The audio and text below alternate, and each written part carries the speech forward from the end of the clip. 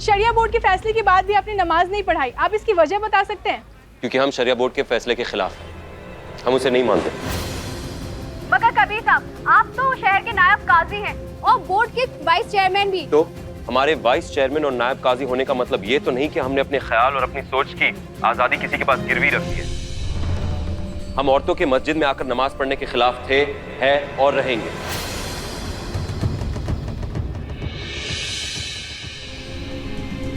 जब सारी दलीलें आपकी सोच और आपके ख्याल के खिलाफ है, आप औरतों के साथ को मान क्यों नहीं लेते? क्योंकि मजहब जुमलों और दलीलों से तय नहीं किया जाता। हमारे बड़े बड़े आलिमों ने बहुत सोचने और समझने के बाद कुछ कानून बनाए हैं। हम उसका मजाक तो खुद बनाएंगे ही नहीं और किसी और को बनाने देंगे नहीं। तो आप शरिया बोर्ड के फैसले के खिलाफ हैं? बिल्कुल।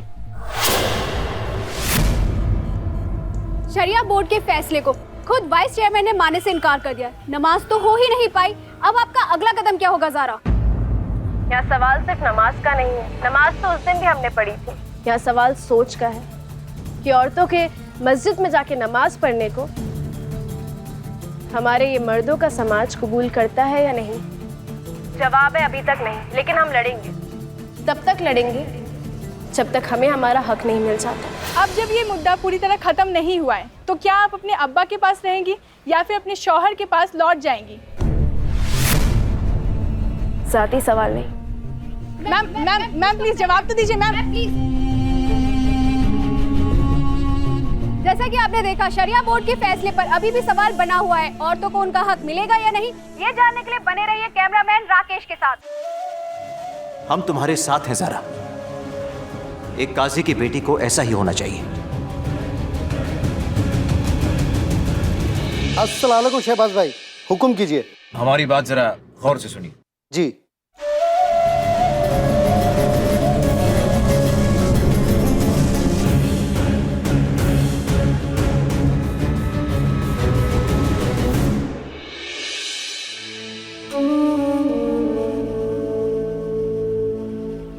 काजी साहब, क्या हुआ? आप इतने परेशान क्यों हैं? परेशानी की तो बात ही है बेगम। आज कबीर मियाँ ने बहुत बड़ी गलती कर दी है, बहुत बड़ी गलती। कबीर मियाँ को शरिया बोर्ड के फैसले के खिलाफ कतई नहीं जाना चाहिए था। इससे उनकी परेशानियां और बढ़ जाएंगी। और हम कबीर मियाँ के लिए कुछ भी नहीं कर पाएंगे, कुछ भी नहीं। ये आग ना आपकी बेटी की लगाई हुई, ना वो एक केस लड़ती और ना ही ये लड़ाई होती। काजी साहब, बाहर खालिद साहब और उनके साथ कुछ लोग आए हैं। उन्हें अंदर भेज दो।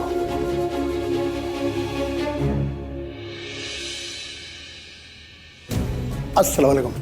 वालेकुम अस्सलाम। तशरीफ रखिए।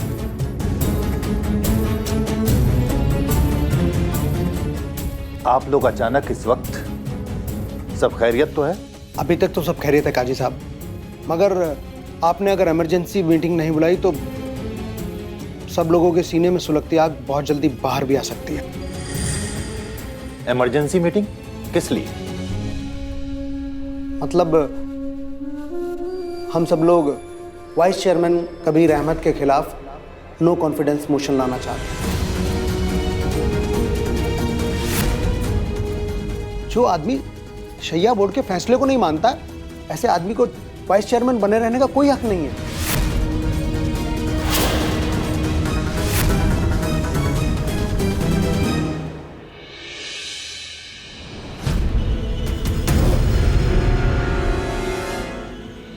अमान, वहीं रुको, हम आ रहे हैं।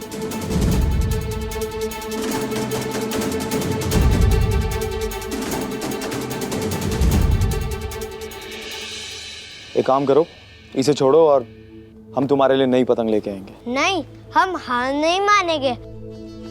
आने वाले नायब काजी साहब, आप तो बिल्कुल अपने कबीर चाचू पे गए। जो एक बार ठान लिया उसे करके ही दम लेते हैं। अब आपकी मदद तो हमें करनी होगी। आओ, आराम से।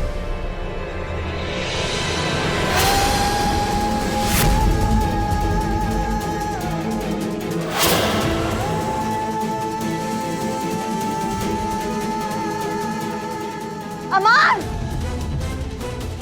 अमान! मिराज क्या कर रहे हो? उतारो, उतारो इसे। क्या कर रहे थे तुम? हम तो बस वो पतंग। कुछ बोलने की जरूरत नहीं है, हम बहुत अच्छे से जानते कि क्या करने की कोशिश कर रहे थे तुम।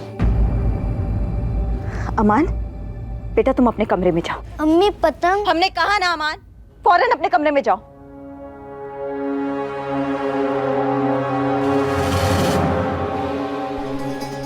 आज के बाद अगर हमारे बच्चे के पास आने की तुमने कोशिश भी की ना। 1 मिनट।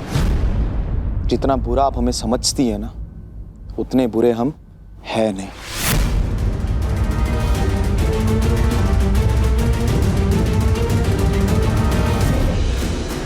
अगर तुमने या तुम्हारी बहन ने अपनी सुबह खोलने की कोशिश की ना, तो अल्लाह कसम तुम अपने बेटे अमान की कभी शक्ल नहीं देख पाओगे। हमारा वादा है ये तुमसे।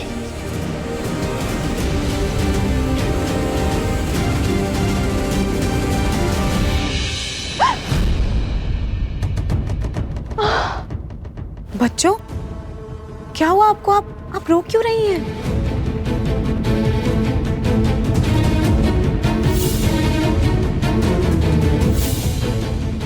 वो हमारे बच्चे के साथ कुछ भी कर सकता है। बच्चों आप बैठिए, आप फिक्र मत कीजिए बच्चों। अपने मिराज भाई का इलाज कैसे करना है ये हम अच्छे से जानते हैं। और बच्चों जब तक हम हैं आपको कुछ नहीं होने देंगे। हाँ,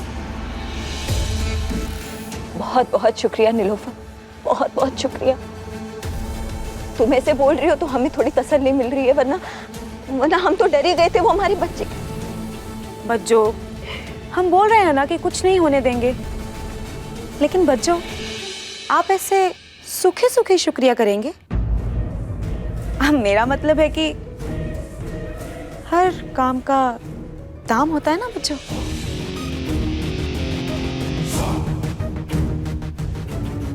हम कुछ समझे नहीं। कितनी भोली हैं आप। हम समझाते हैं। वो क्या है ना, हमारी मेरठ में एक कहावत है कि पैसा फेंक और तमाशा देख।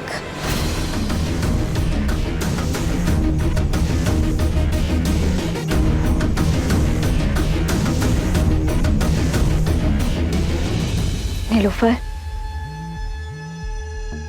अभी के लिए तुम ये रख लो।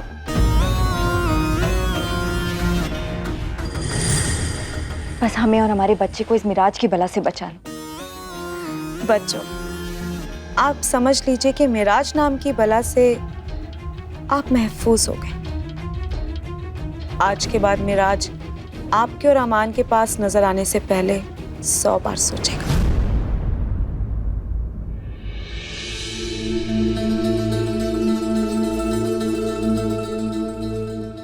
कबीर। मिराज, तुम वापस कब आए? बस अभी थोड़ी देर पहले ही आए हैं। लेकिन ये सब हम क्या सुन रहे हैं कबीर? जिंदगी हमेशा फूलों की सेज की तरह नहीं होती मिराज। कभी कभी रास्ते में कांटे भी चुनने पड़ते हैं। तुम परेशान मत हो कबीर, हम तुम्हारे साथ हैं। बल्कि हम ही क्या, पूरी नई नस्ल तुम्हें अपना हीरो मानती है। देखो कबीर, वो लोग पुराने चेहरे और उनकी घिसी पिटी बातें सुन के थक चुके। बहुत दिनों बाद उन्हें कोई ऐसा इंसान मिला है जो खुलकर बिना किसी डर के उनके लिए लड़ रहा है कबीर।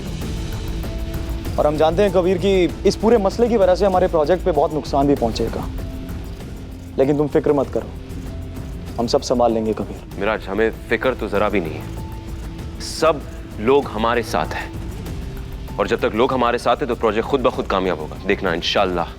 नहीं कबीर, आज आपने जो भी किया है वो गलत किया है। औरतों की एक छोटी सी ख्वाहिश पूरी करने में मर्दों का ऐसा क्या नुकसान हो रहा था? अब आपको चाहे अच्छा लगे या बुरा लगे, पर हम सच कहेंगे, सारा की आंखों में हमने उन औरतों के लिए दर्द देखा है। अब चाहे कुछ भी हो जाए, इस मामले में हम पूरी तरह से ज़ारा के साथ हैं। वही तो हम कब से समझाने की कोशिश कर रहे हैं अपने बेटे को कि ज़ारा के मकसदों को समझो, उसका साथ दो। मगर हमारा बेटा काफी जिद्दी है, समझता नहीं। नहीं, हम किसी का मकसद कितना भी बड़ा या छोटा हो, मजहब और उसके उसूलों से कुछ बड़ा नहीं होता। सही कहा तुमने बेटा, बिल्कुल सही कहा। तुम बस अपने उसूलों पर कायम रहो।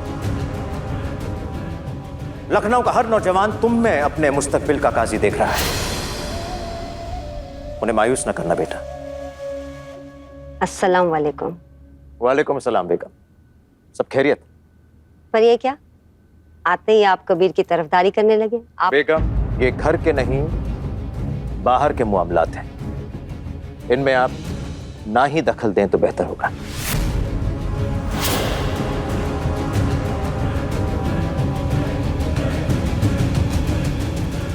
ठीक है, मगर ये हमारी बहू को उसके घर छोड़कर आया है। ये तो घर का मामला है ना, तो फिर इससे कहिए आज शाम तक हमें हमारी बहू इस घर में वापस चाहिए।